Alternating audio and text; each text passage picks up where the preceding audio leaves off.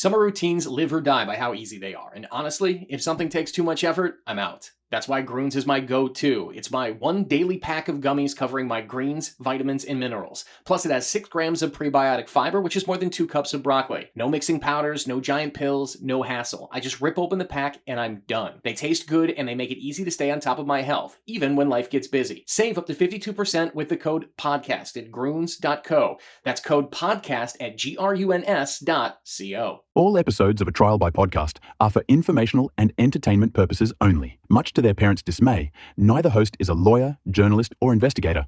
Just 2 people with microphones and Wi-Fi. All actions discussed are alleged, and all parties are innocent until proven guilty in a court of law. For the full legal mumbo-jumbo, check the show notes. On the afternoon of November 2nd, 2016, a 34-year-old stay-at-home mother named Sherri Papini went for a jog near her home in Mountain Gate, a small community just outside of Redding in Northern California's Shasta County. She left her 2 young children at daycare, laced up her shoes, and headed out into a mild autumn afternoon. However, she did not return home. Her husband, Keith Papini, returned from work that evening to find an empty house. The children were still at daycare, though Sherri should have picked them up already. So he used the Find My iPhone app to trace Sherri's phone, and he drove to the location it showed, a roadside near Sunrise Drive, about a mile from their home. What he found there was her cell phone and her headphones lying in the dirt on the side of the road. Wound around the earbuds were several strands of Sherri's blonde hair. Sherri Papini was gone for 22 days, and she would reappear on the side of a different road 150 miles away from her home, looking gaunt with a chain tied around her waist and the word Exodus branded into her back. It was a story that seemed to demand justice, and it would eventually get it, just not in the way that anyone expected. This is the story of the kidnapping of Sherri Papini.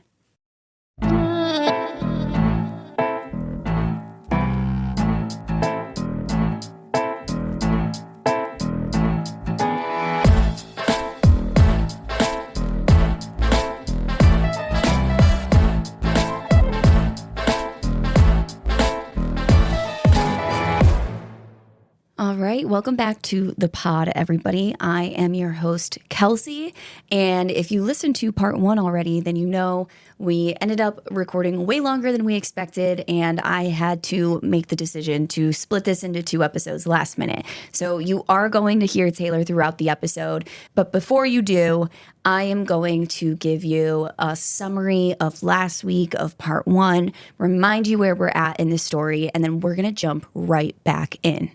So we are talking about Sherri Papini, who was a stay-at-home mom in Redding, California. And on November 2nd, 2016, she goes for this jog and she never comes home. Her husband, Keith, gets home from work and he finds that Sherri's not home.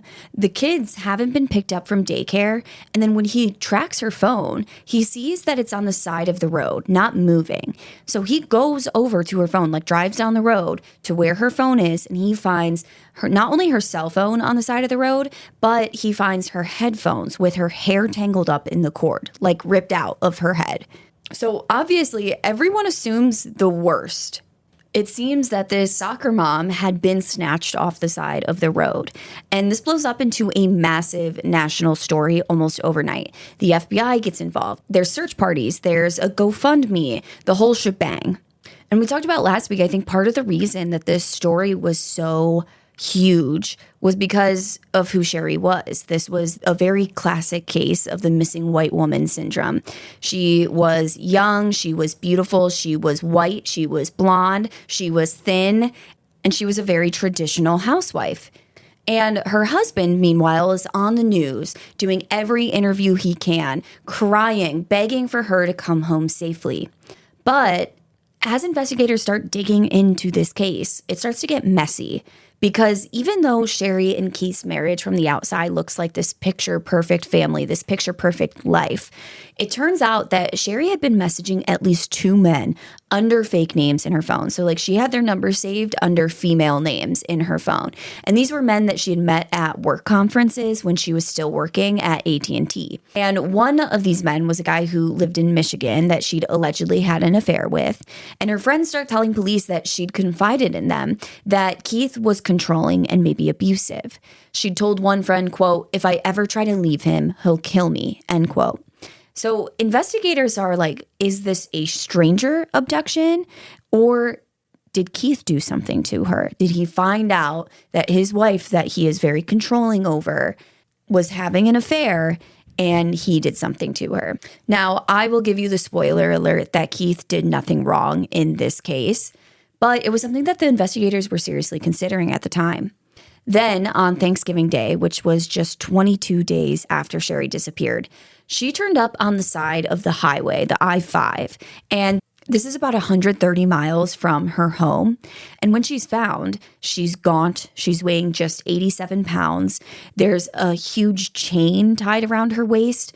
She has a broken nose. Her hair has been chopped off. And she has a brand on her shoulder that reads the word Exodus.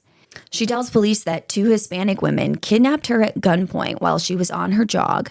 They put a hood over her head, put her into the back of a car, drove her to an unknown location, chained her up to a pole. They fed her rice and tortillas. They played mariachi music, and they beat her for trying to escape. And she tells them that these women told her in very broken English that she was going to be sold, that this was a sort of trafficking situation.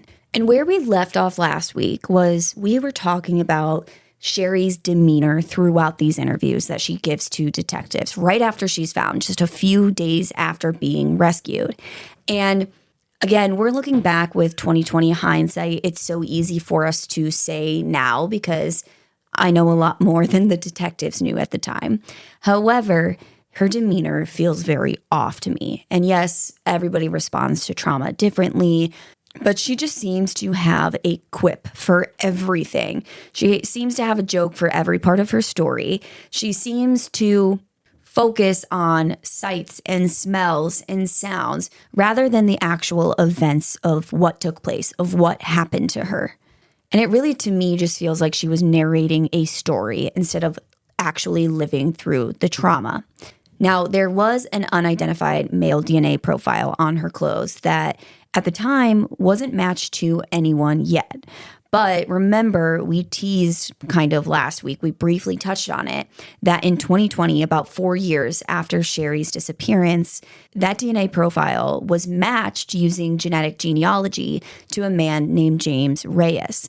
And this was someone that Sherri had dated before she married Keith. This was an ex-boyfriend of hers, and she had known him since she was young. So we're going to start back up today with the last few minutes of part 1, just to give you a reminder of where we're at in the story. We're going to play that weird vibe clip from Sherri again, and then we're going to keep it moving. So thanks for listening. Now, I will say, I'm strategically picking a clip that gives it off a weird vibe. There are portions where she's quiet, she's crying, head down, all of these different things. So just being very straightforward with that, but like I'm just trying to give you like an idea of what I'm talking about here. I want my husband, and they weren't even untying me. And he said, "We did untie you." And I was like, "Get the fuck out." "No, you didn't." Because he yelled back at me like, "We did." And I'm like, "No, you didn't." I mean, you heard what I said a little bit ago where I was like, I feel like you're going to tell me this was a big publicity stunt and I'm going to throw up. So how soon after returning is this? So I couldn't find the exact date of this interview, but I'm like 80 to 90% certain that this is 4 days after she was rescued. It was 4 days after Thanksgiving. So just days after being rescued and going through all of this. Oh, no. Yeah, she doesn't sound, I mean, okay, so I can't say she doesn't sound traumatized because everyone would sound different traumatized, but she sounds like she's telling a story, like she is describing like a fictional event. That is the impression I got throughout the whole thing, is she is telling a story. And again, there's parts where she does like get upset and she pauses and she is crying or she has her head down or whatever. She seems to be struggling. So it doesn't all sound like that, but it just sounds odd to me. The other thing is, again, like the detail of what she's focusing on throughout this whole thing. Like they're trying to ask her, well, what happened once you're chained up to the pole? She's not really like, again, it's like the events are very vague, like very unclear, not detailed. But then she's like, I really smelled this very particular, like she talks about the hood over her head. They ask her what happens after she gets into the car. What's the next thing you remember? And she goes, well, I just remember the smell of the laundry detergent on the hood that was on my head, and that if that this makes is sense. real, yeah, for sure. But that's where I'm saying like there's this like, is dichotomy the right word, between the level of detail she gives about things and her senses versus the events of what occurred. And again, that could be something psychologically when it, because of trauma, whatever. But there's also things that she focuses on in detail that, again, I'm going into it with hindsight, I find odd. One of them is, you heard in the 911 call, the operator asked Keith, when was the last time we talked to her? And he's like, when she was texting me asking if I was going to come home from work for lunch. Well, they're asking her about like her day after she's rescued. They're asking her about her day leading up to the kidnapping. And she goes into detail. My son had nightmares last night, whatever. And this is all good information. Then she starts talking about, well, I was texting Keith about lunch, if he's going to come home for lunch. And this is not verbatim. This is not a direct quote, but this is the vibe of the conversation. But she's like, well, I was texting him about lunch, but like, I didn't really mean lunch, Like, I didn't really mean lunch. I meant, that kind of thing. Ew. And like a place where it's not the time for an innuendo. yeah. And like, so she keeps making jokes about, and like, she's making it very obvious to detectives, like, without saying it. Oh, lunch meant sex. I'm asking my husband if he's going to come home on his lunch break to have sex. And it was one of those things where like, they weren't pushing into that. And it wasn't necessary information to share. Yeah. Again, all of this can be explained away by trauma, for sure. I just don't think in this case it is. I think it's weird. And she constantly focuses on these subjects that I feel like are awkward subjects. And I don't know if she's doing it on purpose, but it almost feels like she's trying to make the detectives uncomfortable and stop asking for detail. And then she's giving them more that they don't. And they're like, okay, let's move on type of thing. There's another part where she talks about being chained up and she's lying face down on the ground. And they're kind of asking her like, well, what happened next? She's like, well, all I remember is that, and I'm sorry to say this to you guys, but all I remember is that I was laying and all of my weight was on my implants, because she has breast implants. And so I was just really uncomfortable with all of my weight on my implants. She goes, sorry. And then she kind of like is giggling. She's like, sorry to like make that. And they're like, no, that's okay. And then she kind of like keeps going on about it. And it's just odd. I don't know, obviously, if this is like a purposeful thing she's doing, but to me, it comes across as possibly being a manipulative, like some tactic of manipulation to get them to stop digging in for detail. Could you hear anything like in the exchange of the letters? So let's say they dropped to E and you could hear that metal ting. Was there any other noises, like they were like making the next letter? That's what I'm trying to remember. Was there a clicking or no? Okay. Not that I can recall. Okay. And that's really It's all. that tinging. I remember that tinging. But it was also, I feel like I was in and out because the pain was so excruciating in between from, and I apologize guys, but from my implants, it was all of my weight directly on them also. And it was hard to breathe with all of that too. Yeah. I don't know. Like it seems like she's trying to make them uncomfortable. She's definitely making them a little bit uncomfortable. I'm uncomfortable. Yeah, hearing and they about her handle it very implants. well. They're very professional. They do their jobs very well. But like, it's just weird because they're not digging into that. I'm not saying she shouldn't have mentioned it at all. It's like the detail she goes into. Like she keeps going on and on about the implants. So there are these weird interactions where definitely in hindsight, you're like, this lady is kind of suspicious. There's also just some things about, Sherri's history and what she was saying about Keith that weren't adding up. She makes all these claims about Keith to her friends and stuff that he was abusive. And I haven't watched every single interview, but from what I have watched, which is a lot, I haven't seen the detectives ask her about if Keith was abusing her or not. So I don't know if they ever did, or if that just footage like wasn't released, or if I've just missed it. But I don't know what she has to say about that. However, there are no reports of domestic violence filed against Keith Papini ever. Like, she never called the police on him.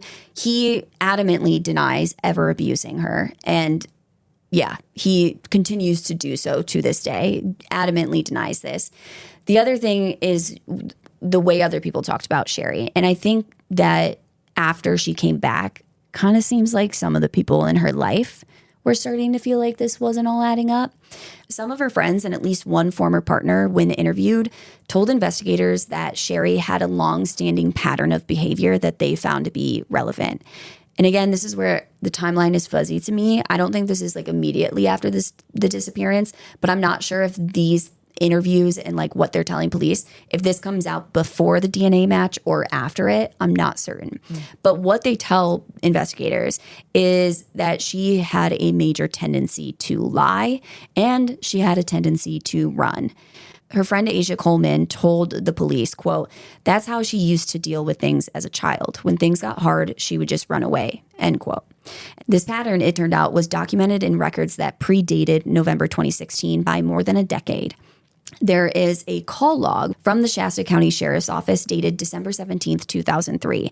And this indicated that Sherri's own mother, Loretta Grafe, had called police to report that her then 21-year-old daughter had been harming herself and blaming the injuries on her, meaning her mother. Like, she was injuring herself and then trying to accuse her mom of abusing her. And there were other entries in the family's call history with law enforcement. There were allegations from her sister that Sherri had kicked in a back door to their house. And there was also an allegation from her father that she had vandalized the family's home. Now, none of these incidents ever resulted in charges, but they painted a picture of a young woman with a well-established history of escalating behavior when she felt concerned, like when she got cornered into something, you know, when things aren't going her way or whatever it may be. She seemed to not only kind of like cause a ruckus, but also she was always the victim somehow in these scenarios that she was really the manufacturer of. And that is like, that was knowledge for sure before the DNA match came back. I just don't know, because of the reports and everything, I just don't know if the interviews, like where her friends and stuff are saying this stuff, you know, if they were just like, oh, now we know she's lying, so we got some info for you, or what. So poor mom, Sherri's mom, to like have to call the police and say like, by the way, my daughter has these injuries, and she's going to say that I did them to her, but I did not. Yeah. Like having to make that pre-call. Yeah, that's crazy. It's crazy. Now, after Sherri was rescued, she was recovering at home, and she applied to the California Victim Compensation Board and was approved, receiving over $30,000 in benefits. Now, I will say this was not like $30,000 in cash given to her. From what I've read, the benefits are like for therapy and support. Like, you know, some of it was paying her ambulance bill. A lot of it was like therapy sessions and medical care. And like, you know, I think there might have been some like psychiatric medications involved in that. But it's not like they wrote her a $30,000 check and gave it to her. But still, this is a lot of money of, you know, resources that are being given to her. That's awesome that California has a program like that, though. Yeah, it is great. It is great. So let's go back to this DNA match, okay? It was found on her underwear, but it wasn't semen DNA. It was just like skin cells, I believe. So it wasn't, you know, any evidence of like sex occurring, because when you're staying at someone's house for 3 weeks, like your DNA is all over your house. Right. And it was found through the genealogical match? Yes. And, you know, okay, so I did genealogy. So basically they got a match to one of his relatives. Again, I couldn't find what relative or like how distant of a relative, but because they were able to connect it back to James Reyes, and they can say like, oh, this was someone that she knew and that she had dated in the past. They then went to his house and they collected trash from his trash can outside of his house and DNA tested it and they got a match. And that's how they were able to prove that it was James Reyes's DNA, was by going through his trash. And then, of course, they bring in James and talk to him, which we're going to get to in just a second here. All right, guys, so I just moved into a new apartment. Yes, in the middle of summer. It was not fun. And as I'm unpacking, I open the fridge and I realize there's no fridge filter here. I don't have a pitcher filter. I've got nothing. And my first thought genuinely was, I know way too much to be drinking water straight from the tap. And yeah, the tap water might look clean. It always looks clean. But 3 out of 4 U.S. homes have toxic chemicals running through their pipes. There's lead, forever chemicals, microplastics, chlorine, and these can be linked to some pretty serious long-term health issues. And yeah, I could just buy a standard pitcher filter to put in the fridge. But even if I got one, that isn't catching most of these chemicals. So instead, I've been using AquaTrue. And honestly, the timing couldn't have been better. AquaTrue is a countertop purifier. There's no plumbing, there's no installation, which is a lifesaver when you're a renter and you're like me, where you're terrified to touch a pipe. But I love AquaTrue because there is evidence to back it up. It's been tested and certified to remove 84 contaminants using a patented 4-stage reverse osmosis system. It's featured in Business Insider and Popular Science, named Best Countertop Water Filter by Good Housekeeping. And 98% of customers say their water is cleaner, safer, and healthier. So if you're ready for your water to not just look clean, but actually be clean, it's time to head to aquatrue.com and use promo code ATrialByPodcast for 20% off. That's AquaTrue, AQUATRU.com. Promo code ATrialByPodcast for 20% off. You guys know I love my amateur sleuthing. Give me a cold case, give me a suspicious timeline, or my friend's loser boyfriend telling her a story that just doesn't quite add up. Any of those situations, I am on it. I will go full detective. I'm making a corkboard, I'm losing sleep, I'm built for this. But what I don't want to have to investigate is my wireless bill. And yet, there I was, spreadsheet open, cross-referencing charges, trying to figure out why my previous provider was apparently billing me like I had personally wronged them. Fee after fee after mystery fee after fee, none of them labeled anything useful, and all of them adding up to a number that should have come with a ski mask and a getaway car because it was highway robbery. I'm kidding, but let's just say the math was not mathing. But don't worry, guys, because Mint Mobile is on the case. With Mint Mobile, there's no mystery fees. It's just $15 a month for any of their plans, all on the nation's largest 5G network. Unlimited talk and text, high-speed data. You can bring your own phone. You can keep your phone number. And you don't have to investigate a single line item. You just set up your plan, pay $15 a month, and don't think about your wireless bill again. So if your current provider has you out here playing forensic accountant, it's time to switch to Mint Mobile. Just go to mintmobile.com/atrialbypodcast. That's mintmobile.com/atrialbypodcast. Upfront payment of $45 for 3 months, $90 for 6 months, or $180 for 12 months. Plan required, $15 per month equivalent. Taxes and fees extra. Initial plan term only. Greater than 50 gigabytes may slow when network is busy. Includes up to 20 gigabytes hotspot. Capable device required. Availability, speed, and coverage varies. See mintmobile.com. The days are longer, the calendar is filling up, and I want to feel as good as this beautiful summer weather. That's why I've been loving Groons. It's one daily pack of gummies that covers my greens, vitamins, and minerals, and even has 6 grams of prebiotic fiber, so I don't need to juggle a complicated wellness routine on top of everything else. They taste amazing. They're easy to toss in my bag on the go. Plus, they're vegan, gluten-free, and HSA, FSA eligible for reimbursement. Save up to 52% off with promo code podcast at Groons.co. That's code podcast at GRUNS.co. But Sorry, I'm just imagining being James Reyes and being caught because they were going through my trash. dude, they do that a lot. It's actually that's like a standard thing that they do. For nearly 4 years after Sherri Papini came home from the side of that highway, investigators had that DNA and they couldn't place it. But then in June of 2020, FBI special agents did something kind of low tech, but also pretty decisive. They collected items from the trash outside a Costa Mesa home, which was the residence of James Reyes. And a month later, DNA extracted from a bottle in Reyes's garbage matched the DNA recovered from Sherri's clothing. Again, this DNA profile, the male DNA on her clothing, was found on her underwear, but it was not semen. So it wasn't proof of any type of sexual encounter. It's if you're in someone's house for a month, their DNA is everywhere. So it's going to get on your clothes and things like that. I believe it was just touch DNA, skin cell DNA, but I know that it wasn't saliva or semen. So they finally had this name. And the FBI at this point, they go to interview Reyes in August of 2020. And he did what people often do when investigators show up at the door. He initially acted like he had no idea what they were talking about. He said he hadn't spoken to Sherri Papini in years since they dated, like way before she was married. But investigators had this DNA and they confronted him with it. So once he was confronted with this DNA, James Reyes pretty much broke. He was like, all right, I'll tell you everything. Because at this point, they're kind of like, well, you better tell us what happened because we have a woman who was kidnapped for 3 weeks and your DNA is on her clothes.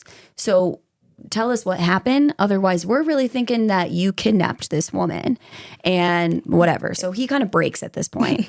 And he admits that he and Sherri had reconnected in late 2015 and that they communicated through burner phones. And he says that the reason for the burner phones was to keep the contact hidden from Keith because Keith, as far as James Reyes knew, was super abusive to Sherri, physically, emotionally, financially, controlling, abusive, hurting her. And that's why they went as far as they did to have these burner phones instead of just, communicating through their normal phone numbers. Sherri had told him this story. Again, she's trapped in this violent, abusive marriage. She said that Keith was not only beating her, but also raping her, and that she had tried to report it and no one helped her. Like she had reported this to police and they weren't doing anything, which isn't true. There's no police reports from Sherri accusing Keith of abuse. Yeah, I was definitely going to ask if that was reported. No. So he was just taking her word for it at this point. Yeah, well, and it's like, why wouldn't you? Yeah. I feel like. No, you know I'm just trying to mean? put it together, like what James Reyes is thinking. Yes, he is taking, I believe he truly believed that Sherri was being abused at this point before this whole kidnapping thing. Yeah. Now we're going to talk about like a lot of people talk about James Reyes in the story like he's just this poor naive guy that got taken advantage of and he didn't know what was going on. I think that is probably how it started. Like when he first, when Sherri first went missing, I do think that he didn't know what her whole plan was. But we're going to talk about what he says happens. And I do feel like it gets to a point where I'm like, okay, you have to know that there's something weird is happening here. Like, I don't believe that he just had no idea, but I don't know. That's just me. So he says that like she's trying to report it. No one's helping her. And he had known her since they were teenagers and he cared about her. He believed her and he wanted to help her. And so really, he said this was all a plan to get Sherri away from Keith, who she was so scared of. And in early November 2016, following what appeared to be this very carefully made plan, Reyes suggested that he rent a car and pick her up. So it's like, okay, she's just going to get away. Keith's not going to know where she went. Like, she's not going to tell him because she's trying to escape from him, right? And what's interesting is that he doesn't just go pick her up in his own car. He doesn't even just rent a car. He has his friend rent a car for him. Then he takes it, drives to go get Sherri, and picks her up. And they drove 9 hours south to Costa Mesa, where he lived. And she stayed with him for those 3 weeks. Well, 3 weeks and a day. So if you're just thinking you're helping her escape this guy, why do you need a rental car? And also, why do you have to have someone else get the rental car? Maybe he thought Keith would come after him. Maybe, but like, how would Keith get like the rental car records in the name of the car and stuff I don't like know. that? Like, you know, if Keith reports his wife missing. I could also see that maybe Sherri told him to do it that way, and he's just like listening to her. Just like, oh, I just want to. Okay, it seems a little bit crazy, but I just want to make sure she feels safe, so I'll just do whatever. But I don't know. The whole thing's weird. I'm trying to give James the benefit of the doubt. Now, you have to remember too, when Sherri comes back, she's got all of these injuries. Like, she's got like cuts and bruises. Her nose is broken. She's got the exodus, burned into her back. And Reyes explains that these injuries had not been inflicted by some masked kidnappers like Sherri had claimed. They were largely self-inflicted by Sherri. And she had also asked Reyes to hurt her. So basically he says, he gets her to his home in Costa Mesa and she is refusing to go outside. And he's like, I kind of thought it was weird because, yeah, I see that you're scared of your abusive husband, but we are so far away. And how would he have any idea of like where you are? And so he's like, I thought it was weird, and I was worried about her mental health from just staying inside 24/7. Like I thought that probably wasn't good for her mental health. But again, he's just like trying to go with whatever is making her feel comfortable. He says that she would start to like get into these fits where she would start like hitting herself and stuff. And it kind of just escalated over time. And that's where a lot of these cuts and bruises were coming from, according to James Reyes. He also said that like over time, she stopped eating. So she's losing all of this weight. Because remember, according to Keith Papini, she weighed about 87 pounds when she came back. So she lost a lot of weight in 3 weeks. So she's not eating. Again, James Reyes is saying this is concerning to him, but he thought it was like a mental, health thing. She's under a lot of stress and fear and whatever. And then he says that Sherri began to ask him to hurt her. And the two things that he really does, or it seems like he admitted to doing, is breaking her nose and branding the word Exodus into her shoulder. And he says that she asked him specifically to go out, buy the tools to brand this specific word into her shoulder. And he tells the investigators, quote, I'm like, oh, this is probably going to hurt. I mean, I've never done this, end quote. And that's where I'm like, how do you not, what do you think? I don't understand like how this goes with your story of like, you just thought she was trying to escape her husband. I'm thinking that maybe he wasn't in on it in the beginning. Like, maybe he felt stuck. Like he couldn't get out of it at that point.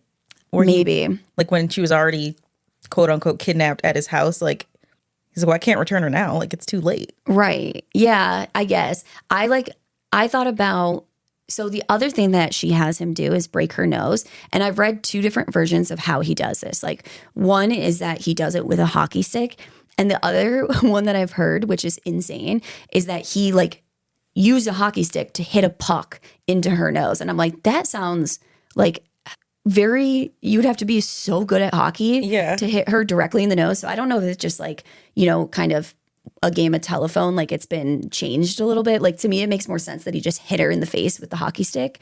But that's where I'm like, I could see with that maybe Sherri's saying, oh, I want to go home because I miss my kids. Because he does eventually say that on Thanksgiving Day, the day that she's found, she says, look, I want to go home because I miss my kids. I want to be with my kids. So I could see her being like, oh, hey, I need physical injuries so I can say Keith did this to me, so I can get Keith arrested, so I can go home to my kids and be safe because Keith is arrested. So maybe if you hurt me, I can say that. And I don't have any evidence that she said any of this. I'm just speculating here. Mm-hmm. But maybe she did that. But then I'm like, I don't get the Exodus thing though. Yeah, that's got to be something that she just came up with. Or maybe he went to buy something to brand her with, or did you say that she specifically requested From this? My understanding, she specifically requested the word Exodus. And of course, I think that's according to James Reyes. I don't think Sherri Papini admits that. But yeah, it's just weird.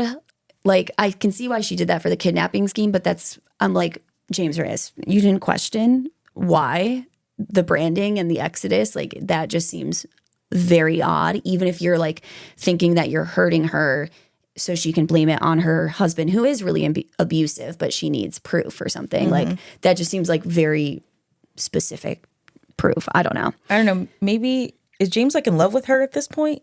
We don't know. Now he does tell investigators that they did not have sex while she was there. Like there was no physical whatever. So I don't know, but I believe, in my opinion, it seems like he probably was in love with her. She was maybe, and again, this is all speculation on my part, maybe she was just like, my husband has been raping me and abusing me, and like, I don't want to have sex. But maybe she's telling him she loves him too. He's saving her, but she just can't have sex because, she's very traumatized. Again, all speculation there. But why else would you do this? He says that he just like cared about her and wanted to help this abused woman. But I feel like to do all of this, you want to help an abused woman by abusing her. Even if she requested it, you still hit her in the face and branded her. Yeah, I think that's crazy. And I'm not saying that like he wanted to hurt her, like hit her in the face. This just seems like, I don't understand how you could believe the lie. I don't understand how you could believe the lie for that long with how things are escalating. Well, and believe that she feels like she's being so abused, she needs to escape her husband and get proof to the police that she's being beat and would leave her kids there with him. Right. And again, I don't know that, like, he doesn't say that that's what the plan was. He just admits that he, like, did this. Now, here's the other thing is, like, when she says she wants to go home, it's not just like he's dropping her off at home. She asks him to go buy a 6-foot-long chain. And then they, like, wrap the chain. I believe it's wrapped around her waist when she's found, like, as if she had been chained up this whole time. And, like, she is found on the side of the road, you know, looking gaunt, looking pale, looking all beat up with this chain around her. So I'm like, you didn't have any questions about what this chain was? And it's not like he drops her off outside of her house and she's going to say, oh, Keith had me chained up. It's like she's dropped on the side of the road 140 miles away from her house. So you know at this point. The other thing is this is all over the news. Yeah, too. he's seeing this in the news that she's missing. So I think it might have been what you were saying, like where at first he believed the lie and stuff, and then he's starting to see it, and now he's like wrapped up in this. And so now he's really trying to commit and make it look like she was kidnapped so he doesn't get in trouble. I don't know. I don't know what his motivation was, but I just think the whole thing is weird, and I find it really hard to believe that he just had no idea the whole time. And believed this lie that like he was just helping her get away the whole time. I think he might have thought that at first, but I find it hard to believe that he thought that the whole time. So yeah, he buys her this 6-foot chain, takes her, drops her off, whatever. She's found on the side of the road on Thanksgiving Day. And at this point, investigators, they got everything they need. Not only does he tell them the story, but they do a polygraph test on him, which again, we all know polygraphs can't actually say whether someone is lying or telling the truth, but he does pass this polygraph test with flying colors. And with that, it was time for investigators to call Sherri back in for another formal interview. And again, this is like 4 years, almost 4 whole years after the kidnapping happened.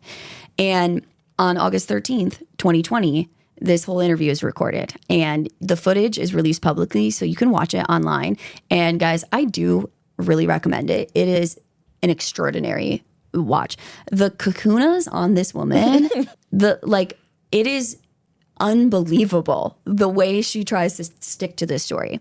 When they bring Sherri in, before they start laying out everything that they have discovered, they tell Sherri, look, we kind of think we should have this conversation alone, but if you want, because Keith comes in with her, they tell her if she wants Keith in there, he can stay.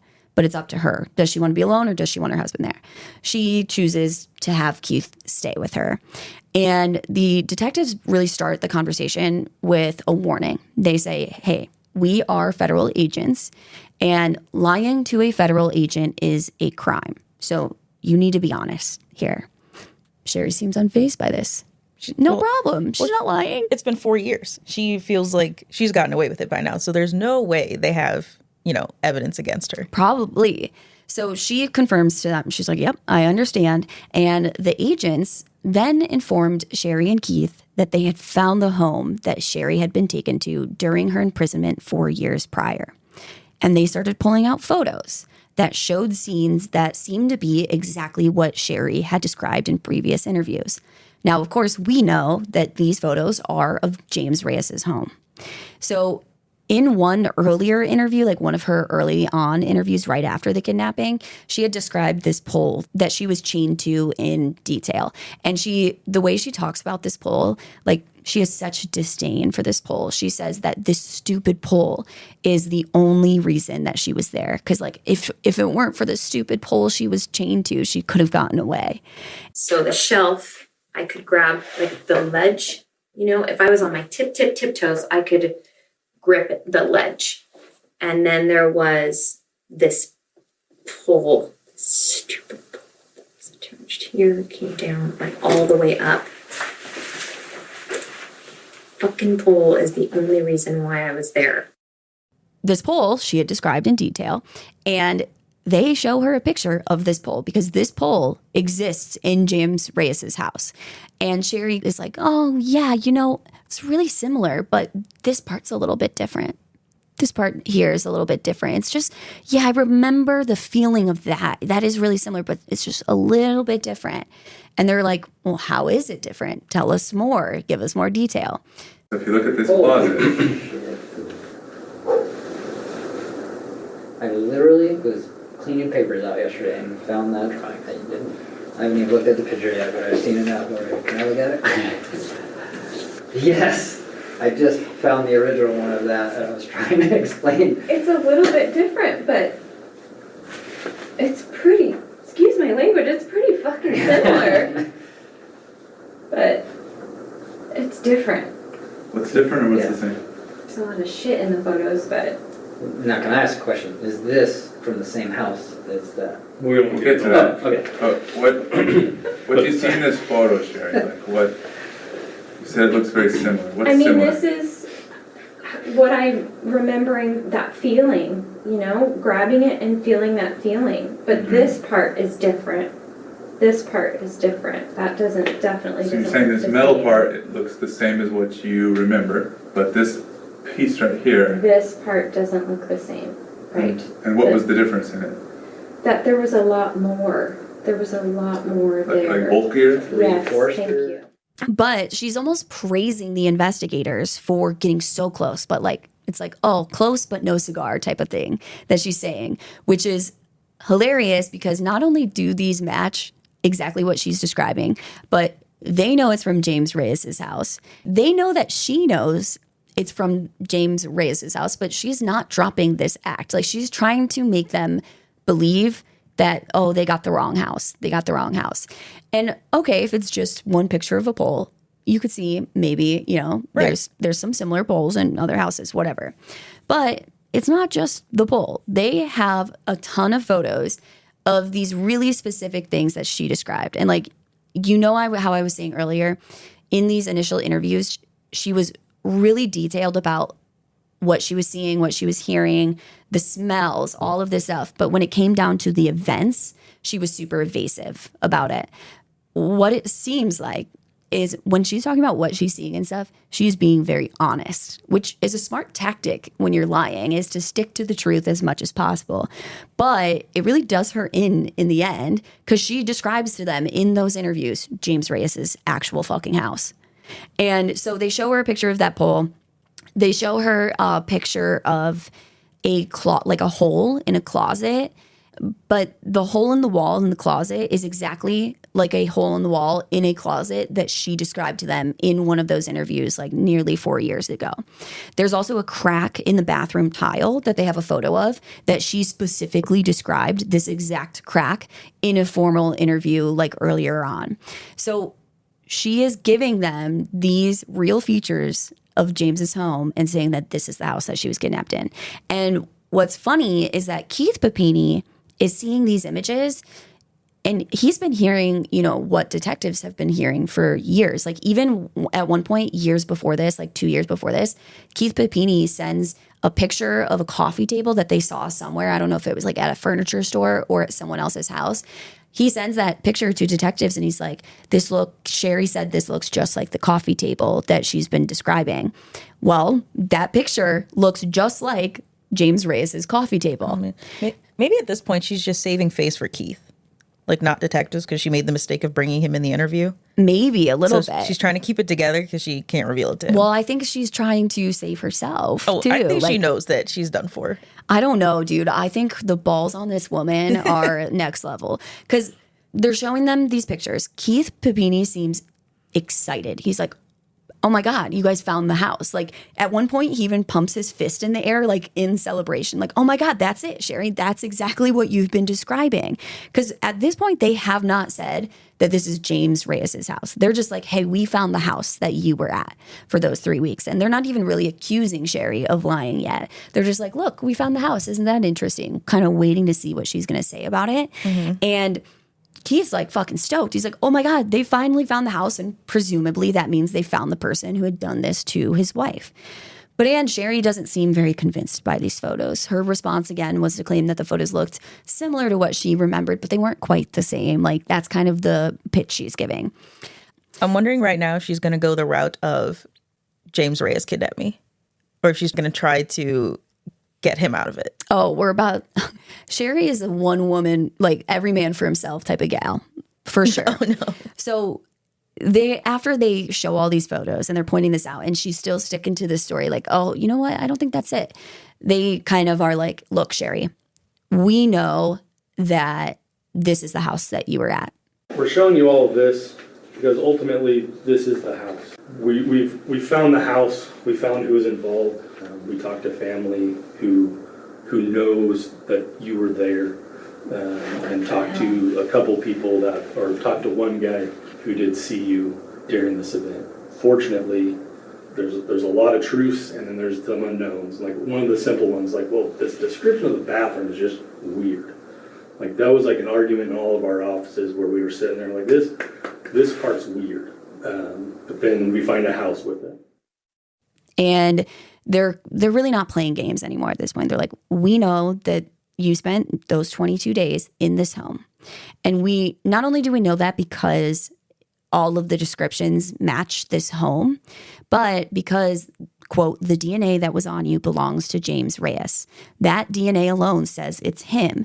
And when we talked to him, confronted him with the DNA, he told us what happened. He's been on a polygraph. We have everything that says he told the truth. It's not an abduction, end quote. So they're like, look, Sherri, we fucking know what you did. We know what you did. And, Sherri seems to be pretty much backed into a corner here, right? Like exactly like what you were saying, she's got to know she's done for. She's got to know. At this point, if this were me, first of all, I wouldn't be in this situation because I'm not a motherfucking liar like this, but I would like to speak to an attorney. Yeah. Right? No, not Sherri, because the balls on this lady are bigger than a horse. And she literally responds to them in tears, like gets really upset. And she goes, no, there's no way it's James. There's just no way, end quote. So the DNA came back to James Reyes. The DNA that was on you belongs to James Reyes. The picture can I get the picture? The picture of the table is James Reyes' little brother who died recently. We talked to him. He's been on a polygraph. We talked to everybody around him.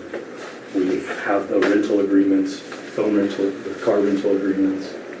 We have everything that says that he said he told the truth. That's James' brother, deceased Nick. So everything, you've told us so many truths in this situation. The reason why you can describe the room is because you stayed in the room in the dark for hours, for days on end. The reason why you lost so much weight is because you stopped eating. The reason why you got a rash on your arm is because you cleaned his house. The reason why the brand is because he went to the store, bought the branding tools, and branded you. The reason why your nose was broke is because of a hockey stick. I know all of those things, and I know there was no sex. I know all of that because he passed a polygraph test that said it's not an abduction. She asked me to come get her. No. I rented a car. No. I drove up and picked her up. He passed the polygraph test, Sherri. If that's not what happened, what did happen, Sherri? I don't know. No, there's no way it's James. There's no way. There's no way. The DNA doesn't lie. His DNA His DNA was on you. There's no way. There's no way it's James. There's no way. Tell me that it is. Why are you saying it's not James? So she's trying to act like she didn't realize that her kidnapper, the guy behind it all, was her ex-boyfriend. Because remember, it was the two women who took her. So she's trying to pretend she didn't know this was James Reyes' house. No way James would ever do this to me. She says at one point, James would never do this to me. He loves me, whatever. He would never do this to me. So she's trying to pretend like James Reyes fucking kidnapped her. And she just didn't realize, she didn't know it was him because it was the two women were the ones that she saw. That's cold. Throws James under the bus. Dude, throws him under the motherfucking bus. Like she was about to let him go to prison for years for this and whatever. She is trying to act like James Reyes did this, and she's so shocked that he would do this. The detective tells her, quote, DNA doesn't lie. He came and got you because you asked him to, end quote. So they're like, look, we're not fucking idiots. We know that he didn't kidnap you. You asked him to come and get you. So Sherri, of course, she denies this. She claims again that she was abducted by 2 women. She continues to insist that she could not believe it was James behind it all. She's crying. She's really just like doubling down on everything. And at one point, detectives leave the room and they leave Keith and Sherri in there together. And of course, this is all still being recorded. They're like whispering to each other, but you can still hear it. And Keith is like, stop doing whatever you're doing. Because he knows that something is up, but he doesn't know what. And he's like, whatever you're doing, stop doing it. Stop doing it. You need to like tell them the truth. And she's just like, I can't because I'm not going to send the younger woman to prison. That's where she kind of shifts. So we'll kind of get into that in a second. But Keith at this point is like, stop doing what you're doing. Like he knows she's fucking lying about something. Detectives come back into the room and they're kind of saying the same thing as Keith. They're like, tell us the truth, basically. Tell us what's, like, we know that you're lying. Give it up. Tell us what happened. And this is when Sherri's like insisting, look, I can't tell you guys because I'm not going to send the young woman who let me go to prison because she's the only reason I'm home with my babies now. Look, if this really happened, I don't care who let me out. I'm throwing her under the bus too. Yeah, you're going to prison. But nope, Sherri's like, I can't. She's basically trying to insinuate that, okay, she is hiding something, but she's not lying about what happened. What she is hiding to protect that woman who set her free. You're absolutely You right. don't want to talk about the women. So, but the one. You're saying that it's James. No, I'm We're not. saying James's DNA was on you. We know you were in that room at his house. Then who So the was question the is- woman? Then who was the woman? Well, Okay. but the That's woman, why we're asking you. It Did the wasn't woman point a gun at you and put you in the car? Yes or no? Is that where we're at? Don't remember. You don't remember if a female pointed a gun at you and put you in the car? Is that what you're saying, Sherri? I've always told you I don't remember getting in the car. I've always told you I don't remember getting in the car. Correct. But did a female point a gun at you? Yes or no? You know who she is. I know you do. No, it was always You Keith. know who she is. Yeah, You know the you lady do. we showed you is another raise. I know James opened the door for you. Whether you want to forget how you got in the car, I'm okay with that. But you've already established today. That's why I asked you today. What did the younger girl do? You said she let me go and she pointed a gun at me. We didn't talk about how you got in the car. Right now I'm asking you. Did a younger female point a gun at you? Yes or no? I know you know who she is. I'm not we're on the saying wrong- it. I don't want her to get in trouble. She's not I getting in know you know who she is. You're getting in trouble. I am not. I didn't do anything. But right now, answer this one question. Did a female point a gun at you, yes or no? I am done speaking to you until I talk to a lawyer. I will not arrest her. I am with my children because of her. But she is trying to be like, okay, you guys got me. I'm hiding something, but I'm just trying to protect this woman who freed me. She's saying I'm lying, but I'm not lying that bad. Yeah, I'm not lying. I was kidnapped, but I do have more information than and again, this is not verbatim. She didn't say this. This is the implication behind what she's saying to them. But she's like, pretty much like, okay, I do have more information than I'm giving you. I am hiding something, because that's what the detectives are like telling her. Like, we know you're hiding something. We know you're lying. She's like, okay, I am hiding something, but it's not that I made this all up. I'm hiding something, but I can't tell you what it is because I want to protect this woman who kidnapped me at gunpoint and then freed me. She wants to protect herself. Yeah. It's just like crazy too, because she literally, like, they started this off being like, hey, lying to federal agents is a crime. You can't lie to us. Like, so she knows. She's like, she's really sticking to it though. So the investigators try to start leaning into like the emotional weight of the situation. And they're basically telling Sherri that they understand that she probably has, quote, Fear of Keith's reaction. Obviously, now he's in the room, the fear of all these things coming forward, and they're in front of you now. The only way to get a hold of it, the only way for everybody to come together and heal is for us to be able to say the truth, end quote. So it's kind of like what you were saying, like maybe she's just sticking to it because she doesn't want to admit it to Keith. Keith is sitting beside her. He's quiet, very still. He and this is a far cry from he was so excited at first when they were showing these photos because he had believed her this whole time. Yeah. He really thought she was missing for 22 days. Yeah. So he appears frustrated. Like you can see this in the recording. And he, at this point, is urging his wife to like help the detectives find her captors. And it seems like he's not fully understanding that they are saying that she made all of this up. Like he's like, no, you have to tell them what you know. Like we don't care if this other lady goes to prison. You have to tell them what you know so they can find these guys. Like not fully understanding that the whole implication is that she's made all of this up. And he tells investigators, like at one point he gets up, walks out of the room, and then he comes back and he just is kind of like shaking his head like, and he says, quote, "I'm the idiot husband who stayed around the whole time," end quote. And I think that's the moment where like he gets up and walks out because he realizes like, oh, fuck, she made this all up. So yeah. Oh no, poor Keith. Keith eventually does leave the room for a extended period of time.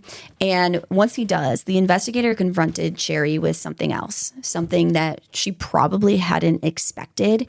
He told her that investigators had learned that she had a history of falsely attributing injuries to Keith, that at some point she had hurt herself at a party and she told friends that Keith had done it. So like these friends had told investigators like, yeah, like she had previously told us that Keith was abusing her, and then we later found out that she had actually done it to herself. It was unclear to me whether this injury was like an accident and then she was telling people Keith did it, or if she like did something on purpose to herself and said he did it. But this lined up exactly with James's story, that Sherri had claimed that she needed to escape Keith's abuse, and that's why she had to go. So it was a pattern of behavior, and it was hard for her to argue with. She had been telling different versions of this same story for years. This controlling husband, the danger, the injuries, all of it. She had been making these same lies over and over again. And for what purpose? Now, what I will say is I don't know if there's any truth to some of these. If she's just exaggerating, it does seem like she was accusing Keith of causing injuries that he did not cause and that those were lies. Was he controlling? Was he emotionally abusive? Was he sometimes physical? I don't know. Yeah, I was wondering if maybe part of it is true, like if he was emotionally and financially abusive and maybe not that physically abusive. Well, not that physically abusive, but I mean like wasn't hitting her per se. Right. What I will say is there's no evidence of it. There's no evidence that he had ever physically abused her besides what she claimed. Now, normally, if someone's claiming they're being abused, like I'm going to believe them unless there's evidence otherwise. But I think in this case, it's safe to say there's a lot of evidence otherwise that these were false claims. Mm-hmm. Now, again, was he controlling? Yeah, it sounded like they had like a little bit of a toxic situation going on. But I'm not here accusing Keith of abusing her because I don't think there was any evidence of physical abuse. Right. Really. So the federal agent looked her in the eyes before the interview ended, and he told her plainly, quote, "Lying to me is a crime. If you walk out of this door lying to me, that's a crime," end quote. And in tears, Sherri told the investigators that she was done talking to them until she got a lawyer. Oh, now we ask for a lawyer. And she walked out of that room lying to them, which is a crime. Okay.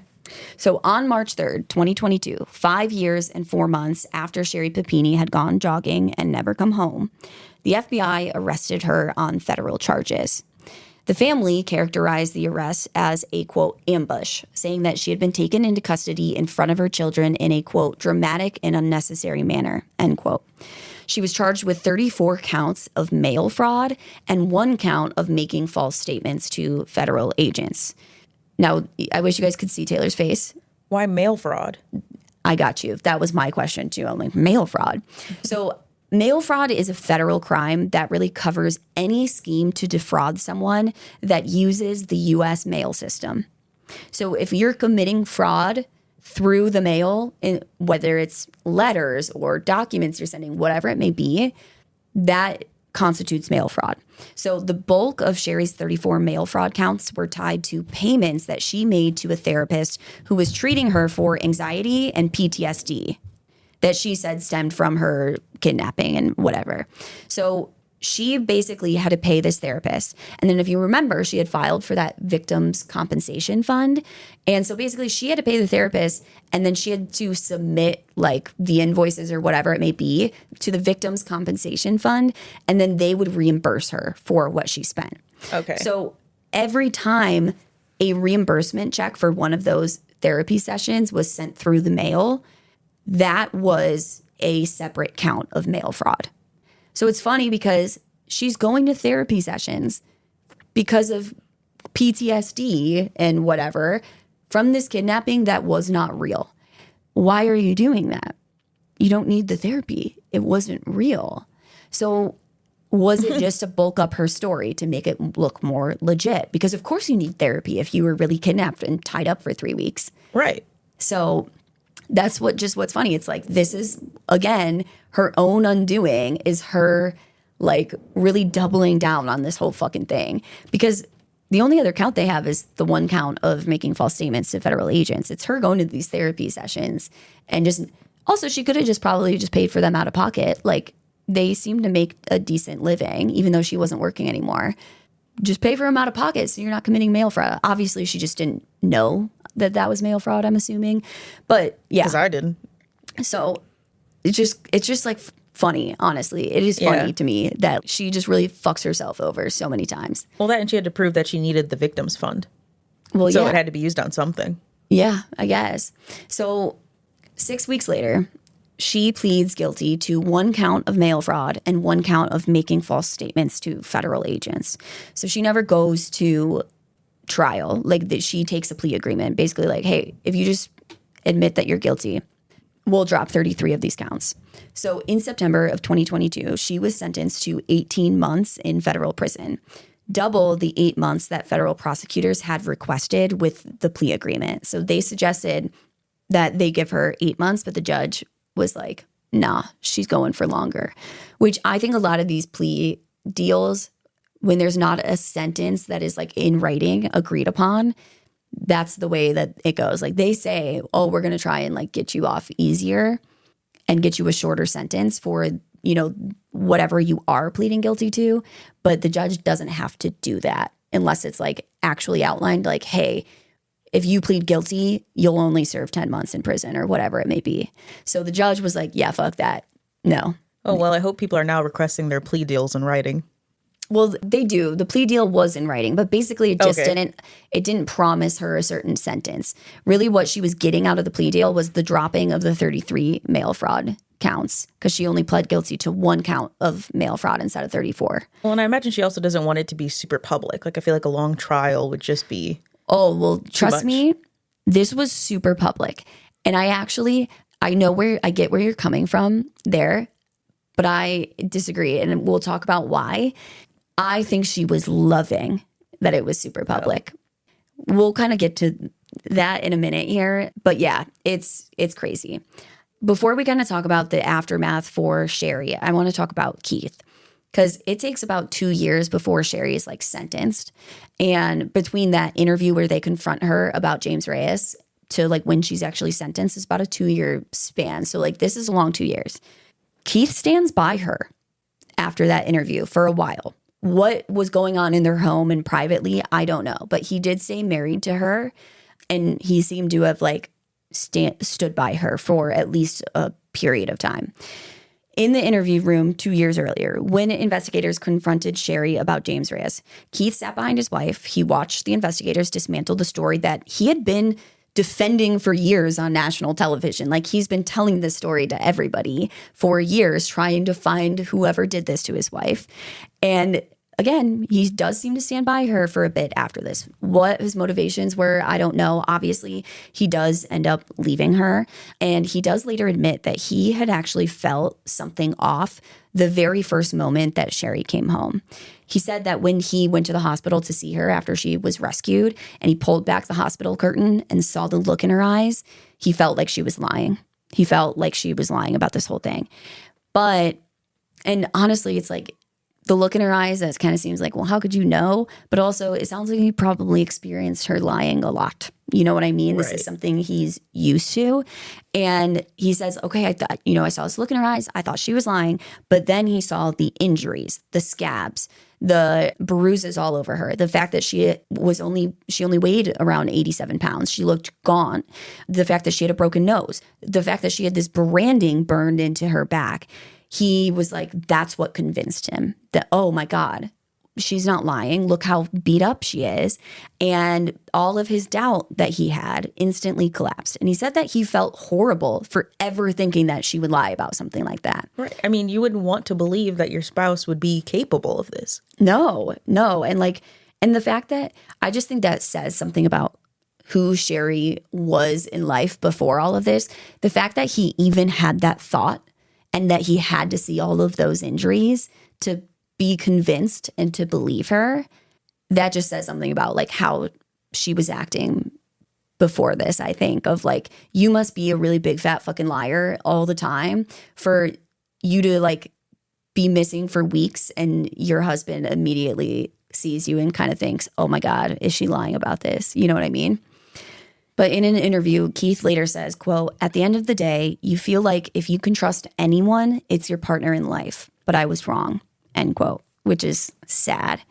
Now, 4 days after Sherri pled guilty to those 2 charges, he filed for divorce and he sought sole custody of the children, which obviously he was going to have while she was, in prison. Jail. Yeah. But he does win sole custody. So to this day, as far as I could find, he still has sole custody of the children. Like, she does not have custody. She does have visitation rights. But Sherri, he says, has never apologized to him or to their children for what she did. Now, I will say that's based off an interview that is like a year or 2 old that he gave. So I don't know if that has changed since he gave that interview, obviously, but he said she hadn't apologized. Now, she was released from federal prison in 2023. She returned to Reading, the same city where Keith lives and raises their children. And again, she does have some visitation rights with the children. Now, since her release, she continues to insist that the full story is more complicated than her guilty plea suggested. In a 2025 docuseries on Investigation Discovery, her first public interview since her conviction, she claimed that her injuries were non-consensual, that Reyes had abducted her rather than helped her with this scheme that she created, and that she had pled guilty not because she was guilty, but because she was afraid.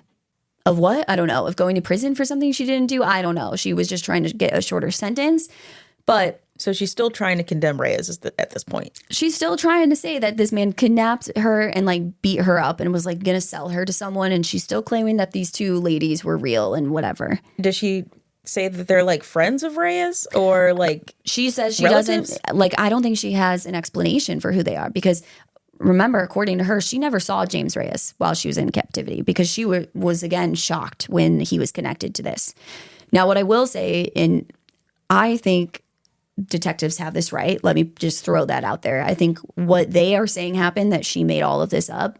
I am like leaning with detectives on that. The only thing that you can make an argument for, from what I can see, is that there was a female DNA profile found on Sherri Papini's clothes that, as far as I know, has never been matched to anyone and does not match Sherri Papini. So you could argue, was that one of the women that kidnapped her? Was it their DNA? But it's also like, again, DNA nowadays, just skin cells. Like, my DNA is probably all over this fuzzy chair I'm sitting in. So if Sherri Papini were to come over and sit in this chair, then my DNA would probably be on her. Yeah. Even if I'm not in the room, it could be on her. So I don't think that DNA, personally, I don't believe that female DNA is connected to what happened to Sherri Papini at all. I think it was just in James Reyes' house, and they just don't know who it belongs to. Right. And no one else lived in that house, correct? Not as far as no. Now, James Race's cousin did see Sherri Papini at the house too. I forgot to add that. He saw, like, he told investigators, like, yeah, I saw this, like, girl at his house, and they show him a picture of Sherri Papini. He's like, yeah, yes, she was there. And no, she wasn't fucking chained up to a pole. She was just chilling at the house. So, yeah. Now, the Shasta County sheriff at the time of Sherri's arrest is a guy named Michael Johnson. And he put it plainly when he appeared on Good Morning America saying, quote, "It is a case of calculated deception, driven, I think, by her narcissistic behavior. And it really had an impact on this community and nationwide as far as that goes," end quote. And it's an interesting case because, you know, no one died. No one got physically hurt except for Sherri Papini. But it did affect, like, it did leave wreckage behind on Keith Papini, probably on this James Reyes guy, which I'm not claiming that he's just, like, all innocent in this. I don't really think that. You know, I think he's a grown man and he should know right from wrong, and he should have recognized that this situation was very, very wrong. But, like, think about her kids. Think about the people that lived in that community after a woman just got snatched off the side of the road. Like, people stopped going out, like, by themselves. Like, women stopped going jogging. Like, they're jogging in groups. Or they just weren't jogging at all. Just, like, little things like that. And on top of it, all of the resources wasted on this. That's what I was going to add in. I'm like, the amount of resources that were used by the police department, like, when she went missing initially. And the FBI. Astronomical. And the FBI, who actually... They have actual kidnappings to investigate, but they're taking their time and money and spending it on your case for 4 fucking years. I was wondering if there was a way for them to charge her for that. Well, that's what I don't understand. Of course, there was the charge for lying to federal agents, but I'm like, that just doesn't seem like enough. What about the abuse of resources? Yeah. Now, that does come in more of like a civil lawsuit type of thing because they're trying to get her to pay that money back. But it just seems like there should be some punishment for wasting the resources. Like, on top of just lying, when your lie causes resources to be wasted, I feel like there should be punishment. Or the money from the victims fund that could go to an actual victim. Yeah. The other thing is Sherri's very detailed but very invented descriptions of these two women that, in my opinion, racist as fuck. She's saying, like, all the stuff she said about, you know, oh, the hoop earrings, the drawn-on eyebrows, the really annoying Mexican music that she's referring to, mariachi music, the food, she's, like, saying that, what did she say? They gave it, I think it was beans and tortillas or something. That's all she was fed, and it was so disgusting. It was so gross and whatever. And she literally goes as far to, and of course, this is prompted by investigators who are trying to find these women who kidnapped her, but she goes as far to, like, give these really detailed descriptions for the sketches, which are then released into the community. And this caused fear for women in, like, the Latino community in that area because they were scared that they're going to be mistaken for these, you know, these sketches if it looked like them when these sketches were fucking made up. And it's like, what if it did happen to, like, really look exactly like a random woman and they start bringing that woman in and, like, showing her to Sherri? What is Sherri going to say? She'd probably be like, no, she looks really similar, but that's not her. But, like, what if they arrest that woman? Yeah, it's still traumatic to that person. I mean, at this point, she never admits that these women don't exist, like, to this day. From what I have read, no, she has never admitted that they don't exist. But she has been doing a lot of interviews. And I will say, like, I have watched very minimal interviews with her because I also just think, like, why are we letting this woman continue to get attention? That's, I think we're going to talk about, like, different theories on the motivation. But, like, I think the motivation was she wants attention out of this. And it's like, we should not give it to her, in my opinion. So I don't know for certain. I don't want to, like, say something that's false. But from my understanding, from the knowledge that I have in my brain right now, she has never admitted that these two women didn't exist. And she's really sticking by her story. It's just her story keeps getting adjusted with all the evidence that, like, comes out. She's like, oh, well, you're right, but this, and that. Now, Keith Papini said it as clearly as it can be said in a 2024 interview reflecting on what the hoax had done to the community around them. He said, quote, The ripple effect of how many people probably stopped jogging, weren't allowed to go on bike rides anymore, weren't allowed to walk to school. I think so many people were affected. If it was just me, I feel like I'd get over it. But what she has done to everyone, I just don't know if that's something I'll be able to forgive, end quote. Of course, we also have Sherri Papini herself, a woman who, by her own eventual admission in her plea agreement, had, quote, knowingly planned and participated in her own hoax kidnapping, and then made materially false statements to the FBI agents about the circumstances of her disappearance and committed mail fraud based on her hoax kidnapping, end quote. Sherri Papini signed that plea agreement saying that she had done all of that. But now, again, she's walking it back saying, nope, I was just scared, so I pled guilty. But that's not really the full story. That's not really what happened. And so we come back to, what's the point? Why had she done this? Which, again, I believe this was all a hoax. Yeah. So why? Number one thing I don't want to say the number one thing. This is not the most popular theory, but this is just the first one on my list. It's number one on my list. Number one is that she was having an affair with James Reyes, and that it was like she wanted to run away for a few weeks with him and like be able to explain it away and still come home to her husband and not like have him know that she was off with another man. And so it was all just to cover up this affair. I don't think so, because she didn't sleep with him. No, she knew that James Reyes still had some emotional connection to her and that she could manipulate him, in my opinion. I agree. James Reyes, I think, was a means to an end. And it had nothing to do with him. I think it was about Sherri. So the number two theory, which I think is a decent theory, is that she did this for money, for financial gain. And there's a couple of like ways people pitch this. Number one is in one of her first interviews with detectives, like after she's rescued, she even makes a joke to them because, again, she's just cracking jokes like one after another in these interviews after being rescued. But she's making a joke to them saying that it's so weird because I'm so interested in true crime. And like, it's so weird that something like this would happen to me when I'm so interested in true crime. And she says that she had read a book by a woman named Elizabeth Smart, who you've probably never heard that name before, but she was kidnapped as a child and she was kept captive, I think, for like 9 or 10 months before she was rescued. But she was, kept captive and like sexually abused as a child and whatever. And so she's eventually rescued. She writes a book about her whole ordeal and like her life afterwards and whatever.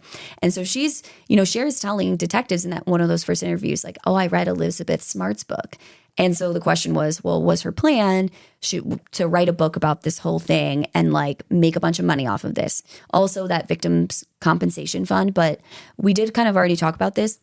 She didn't actually just like get paid all this money. She was getting reimbursed for like therapy sessions and stuff like that. So she's not actually like making $30,000. It's like she got $30,000 worth of services for free. So like, I don't really think that's a good argument for the money thing. I could see there being some sort of financial gain, like people donating money to her cause, like saying like, oh, I need cash for, I don't know, any services rendered or anything she would need after missing for a month or through social media, like being more popular online now. And like you said, a book. That's where I think money might have been a part of it, but I don't think it was the main thing. To me, the attention was the main thing. I think Sherri Papini, and this is just my opinion, I don't know the woman, I never met her. This is just from the very little that I've read, okay? My opinion is it seems like Sherri Papini was not happy with her life. That's why she's cheating on her husband with all of these dudes. She doesn't want to just be a housewife and a mom. She's very like good looking. She's very attractive. She's used to getting a lot of attention. And she's known for, like we talked about throughout her life, making up these lies to get attention. And a lot of these lies are always about being abused by someone, being abused by her mother. Remember, she like is causing injuries to herself and trying to accuse her mother of doing it. And it sounds like almost everyone in her life that, at least I guess maybe we just don't hear about the people who aren't saying these things, but they're all saying that Sherri was known for just making shit up and always wanting attention. And I feel like she thought that this was going to make her a star. Like she was going to be like Elizabeth Smart. Like Elizabeth Smart is seen as like, she's so, brave and strong for like overcoming what she went through. And she is, because it actually fucking happened to her. But I think that's what Sherri Papini was super interested in true crime. I think her life didn't turn out the way she had planned it, the way that she had wanted it to. And she thought that this was a way for her to like become a star in a certain way. Like she can be, the woman that survived this, and maybe she can write a book. Maybe she can make money off of it. And people do that, right? When horrible things happen to them. Think about Adam Walsh was like a little boy who was murdered. His dad is John Walsh, who created America's Most Wanted and was the host of that TV show. And so, yeah, he like made a career out of it, which there's a lot of people who, hate on that. I don't hate on that. I think he created that show to help people who have been through something horrible, just like him. But anyway, I just feel like this bitch wanted some attention so bad. This is definitely her trying to get attention. And that's why, like, we talk about, like, what I was saying earlier, like, I feel like there should be some separate charge for her wasting those resources. Like, that shouldn't just be, like, to me, that's like fraud almost. Like, is that not like financial fraud of some sort? Like, I mean, I guess you're not, I don't know. You are kind of stealing money at that point. But we talk about, like, people who are really against Sherri Papini say, 18 months in prison wasn't enough and blah, blah, blah. I don't know that I necessarily agree. Because again, the only person physically hurt is Sherri Papini out of this, physically. Yes, she wasted a lot of resources. I do think she did damage to a lot of people and to this community, and she wasted all these resources. But I think Sherri Papini needs fucking therapy. I think let's put her in a hospital maybe for a little bit. Get her some intensive daily therapy, because I don't think prison is going to fix whatever the fuck is wrong with this lady. I don't really think she needs more prison time, but I do feel like A, she needs therapy for this, and then B, I do think she should have to pay for the resources that she used. I think she should have to accept some financial responsibility for this. She does. Oh, she does. She does. So the court did order her to pay $309,000 in restitution to the California Victim Compensation Board, the Social Security Administration, and the Shasta County Sheriff's Office, and the FBI. So like $309,000 total that the court ordered that she had to pay back to these multiple different agencies, associated, whatever they are. So she does have to pay it back, which I think is good. But like $309,000, that doesn't sound like, I feel like they probably spent way more than that on her. Like, I don't know where they determined that number, but like FBI agents working on this for like 4 years. And obviously they're working on other cases and stuff in between, but like just weird. Now, I think the consensus on, why Sherri did this, I think most people would probably agree with what we're saying, that it was attention and that maybe money was like a side, bonus to it. And it seems like even people in her life agree with this, or people who knew Sherri. A lot of her friends told investigators that running away was how Sherri had always dealt with difficulty, that she would make up stories, particularly, like I said, about being a victim of abuse, trying to get attention. An ex-boyfriend described her as crazy and attention hungry, which it's like, seems applicable here, but I will say, I feel like every ex-boyfriend just described people that way, but I do think she is crazy and attention hungry. I'm like, wow, that might be one of the first cases where I've heard a guy say that, and I'm not like, okay, well, what's wrong with you, buddy? Yeah. Yeah, I don't know if I want you to ask my ex about my personality if something happens. Wow, that is interesting. I'm thinking about, I don't think my exes would call me crazy or attention hungry. But I know but a lot maybe of they would. Men that would say that about a woman that I think is great and friendly and fantastic, and maybe, their exes wouldn't say the same. True. I also think that like sometimes when someone is like, and again, this is not like, I'm not trying to overgeneralize. I'm not talking about most relationships or even most of the time, but like sometimes when someone's dating someone for like 5 years and then they break up and they're like, yeah, that bitch was so crazy. It's like, well, what's wrong with you then? Like, because like, why were you with her for 5 years if she was so crazy? Now, obviously, there's so many caveats to that statement, victims of abuse and blah, blah, blah. That's not what I'm talking about. I'm just saying sometimes it's like, well, you're probably a little crazy too. If you're probably a little bit toxic. But yeah, so we also know that she had this super mom image that she had really carefully curated and like constructed online and really seemed to like perform very well. And I think that's the crux of it, is like that wasn't enough attention for her. Like it wasn't enough for her. And what this kidnapping story did was give her something that this supermom persona never could. It gave her national sympathy. You know, she was recognized all over the country. She got a People magazine cover. And this community that was mobilized entirely on her behalf, like people were out looking for her, volunteering, searching the woods, like everything, looking for her. And, you know, for someone who is willing to lie and get that, it's probably a good feeling when and I don't know that she did this, but in my mind, I'm picturing her sitting on the couch at James Reyes's house, watching the news, watching all of this happening, and just fucking loving it. Or I believe she definitely was keeping up with all of it while she was at James' house. Yeah. But yeah, like I said, to this day, like she's going on. I saw like another true crime podcast had her on and interviewed her. And I will say, like, most people do seem to be very like critical of her. And I've watched a couple clips.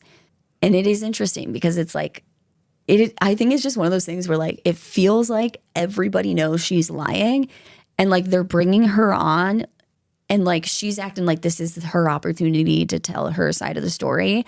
And it's just like, girl, how do you not understand that? Like, how are you not in on the fact that we all know everything you're saying is bullshit? And you're almost just providing like entertainment almost at your own expense at this point, because people aren't watching to hear your side of the story. I mean, maybe some people are, but. Well, I think the point to her is that people are still watching.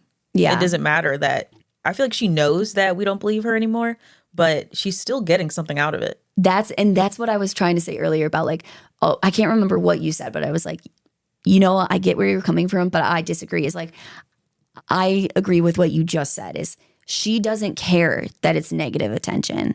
It's still attention. You know what I mean? Like she very much seems to me, my impression of someone that I've never met before and I've only read about and blah, blah, blah, is like, she's very much like, what's that saying?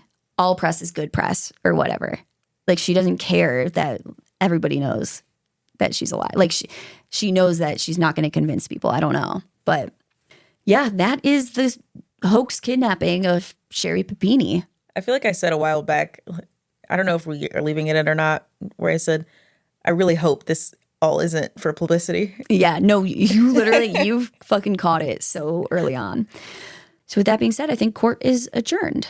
Bye. Bye.